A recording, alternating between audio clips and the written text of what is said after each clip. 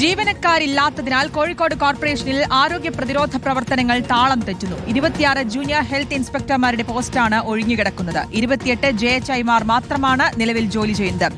ജീവനക്കാരുടെ ക്ഷാമം അമീബിക് മസ്തിഷ്ക ജ്വര പ്രതിരോധ പ്രവർത്തനങ്ങളെ ബാധിക്കുന്നുണ്ടെന്ന് ജീവനക്കാരെ അടിയന്തരമായി നിയമിക്കണമെന്നും ആവശ്യപ്പെട്ട് സർക്കാരിന് കോർപ്പറേഷൻ കത്ത് നൽകി. സിനോജ് തോമസ് ഉണ്ട് വിശദാംശങ്ങൾ നൽകാൻ.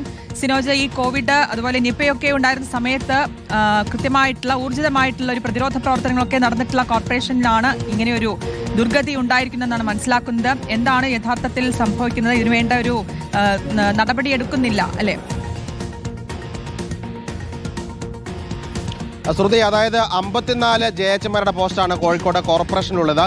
3 മാസം മുൻപ് പൊതുസ്ഥലമാറ്റത്തിന്റെ ഭാഗമായിട്ട് അതിൽ 29 പേരെ സ്ഥലം മാറ്റുന്നു.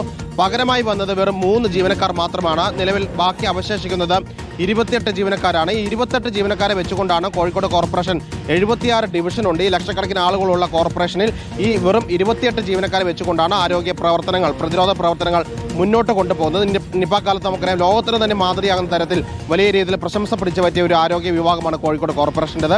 ഇപ്പോഴത്തെ അമീബിക് മസ്തിഷ്ക ജ്വരം എന്ന ഭീതി മുന്നിൽ നിൽക്കുന്നു. കഴിഞ്ഞ ദിവസം ഒരു മരണമുണ്ടായിരിക്കുന്നു. ഈ കാര്യത്തിൽ പോലും വേണ്ട രീതിയിൽ ഒരു പ്രതിരോധ പ്രവർത്തനം നടത്താൻ കോഴിക്കോട് കോർപ്പറേഷന് സാധിക്കുന്നില്ല. അതുകൊണ്ട് തന്നെ PSC വഴി ഉടൻ നിയമനം നടത്തണം, അല്ലെങ്കിൽ എംപ്ലോയ്മെന്റ് എക്സ്ചേഞ്ച് വഴി അടിയന്തരമായി ഇതിൽ താൽക്കാലിക നിയമനമെങ്കിലും നടത്താനുള്ള ഒരു റിക്വസ്റ്റാണ് കോഴിക്കോട് കോർപ്പറേഷൻ സർക്കാരിലേക്ക് നൽകുകയും ചെയ്തിരിക്കുന്നത്. ശ്രുതി, ഓക്കെ, സിനോജ് തോമസ് ആണ് വിശദാംശങ്ങൾ നൽകിയത്.